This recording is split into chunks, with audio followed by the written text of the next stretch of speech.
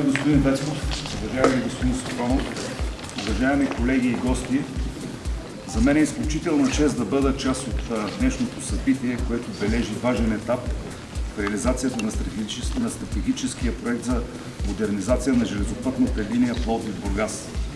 Днес, заедно с всички вас, отбелязваме пълното прокопаване на тунел Чирпан, единственият по ЖП линията Пловдив-Бургас. Тунелът е с дължина 744 метра и безспорно е едно от най-сложните и значими съоръжения по цялото трасе.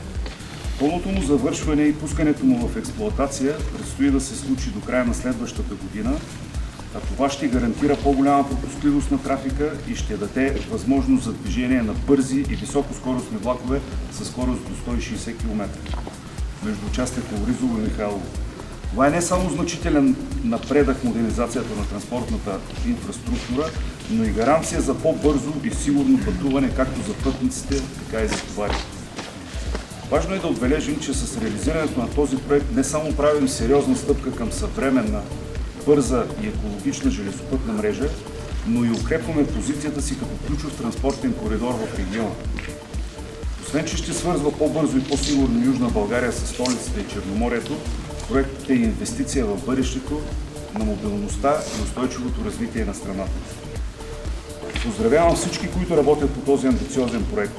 На първо място Национална компания железопътна инфраструктура, изпълнителят в лицето на ДЗЗД Еврожп инфраструктура и консултанта, който работи по този договор. И така, тунел Чирпан и модернизацията на цялото трасе са ясен пример за това как заедно с общи усилия можем да надграждаме България да бъде част от модерния европейски транспортен ландшафт. Благодаря за вниманието.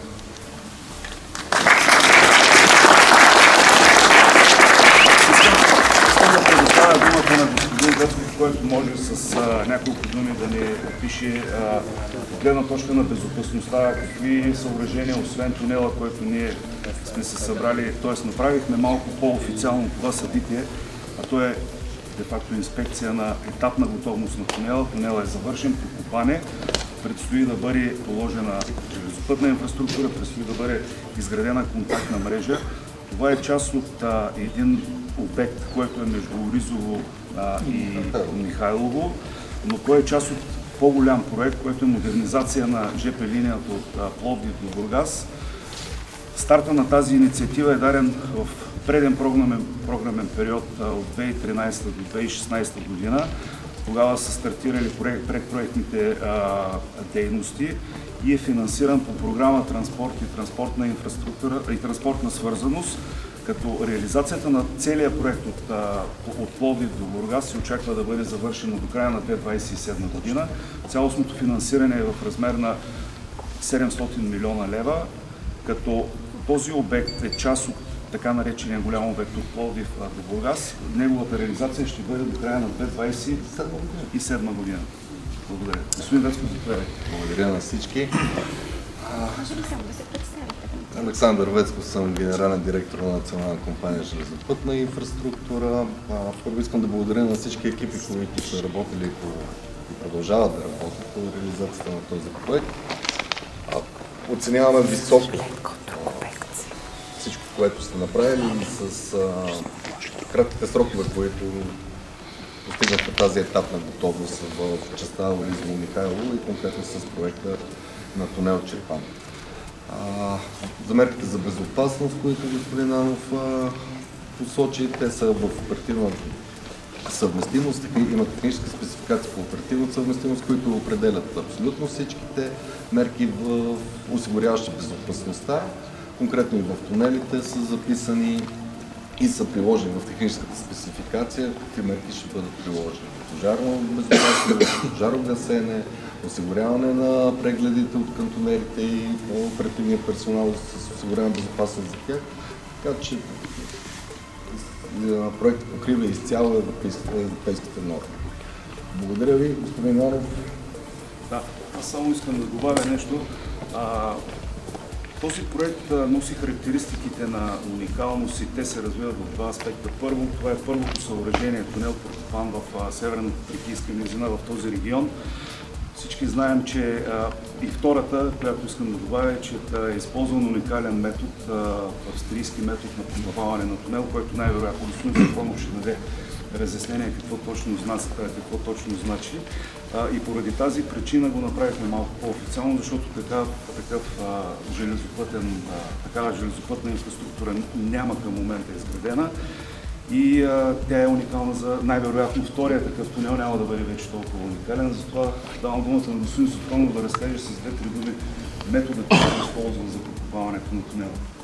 Тунела ще бъде всъщност с обща дължина 744 метра.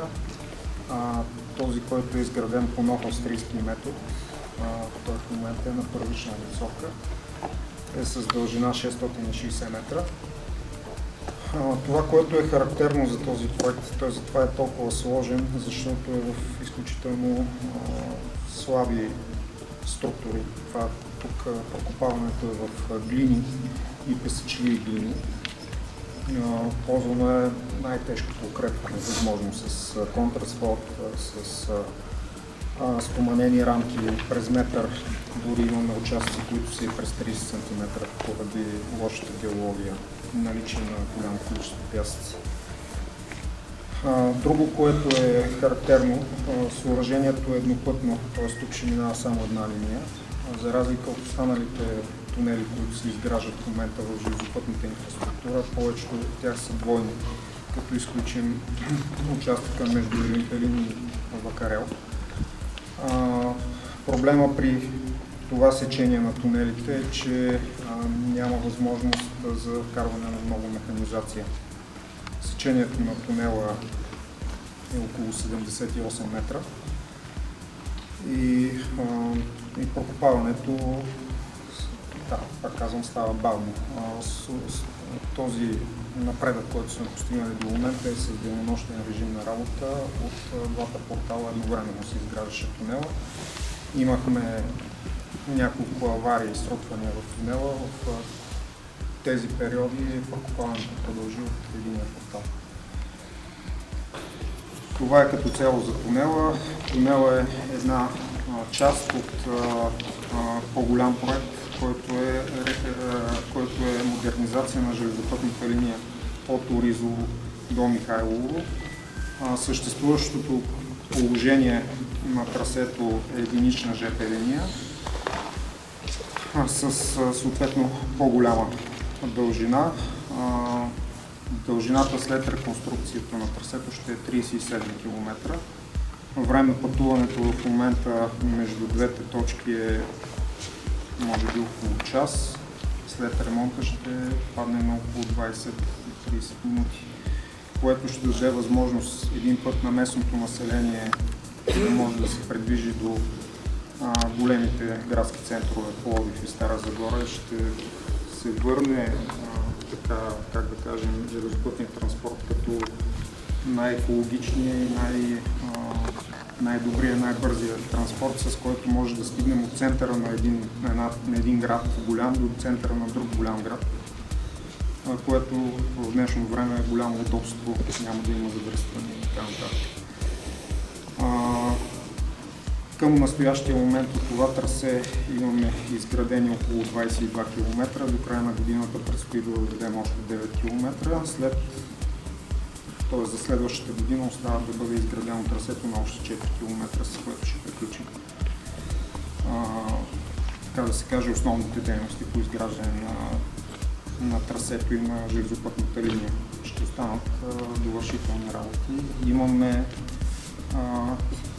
изградени към настоящия момент 4 надлеза, от които 3 са пуснати в експлоатация в междугарието между Оризово и Чирпан. Нямаме такива, които да са от регионално значение, те са по-скоро от местно значение, осигуряват връзката, един от надлезите осигурява връзката между Чирпан и община Чирпан и община Братя Даскаловия. Но въпреки това сме подобрили безопасността с реализацията на тези надлези, като на мястото на 4-те надлеза преди тяхното изграждане имало 5 прелеза. Също така имаме 2 моста изградени в участъка, 5 подлеза имаме изградени. Всичките спирки и гари е осъществено преминаване на пътниците през железопътната линия на 2 нива с пасарелки или с подлези. Преди ремонта трасето е с 5 гари, след ремонта и отвояване на ЖП линията трасето ще е с 3 гари. Лоризово, Чирпан и Михайлово. Това е, което мога да дам по проекта. Ако имате други въпроси, ще бъда на ваше разположение. При реализирането на проекта се елиминират ЖП прелезите, които се заместват с ЖП надлези и с ЖП подлези, т.е. подобрява се безопасността. Проектната скорост е 160 за пътнически влакове и 130 за товарни влакове.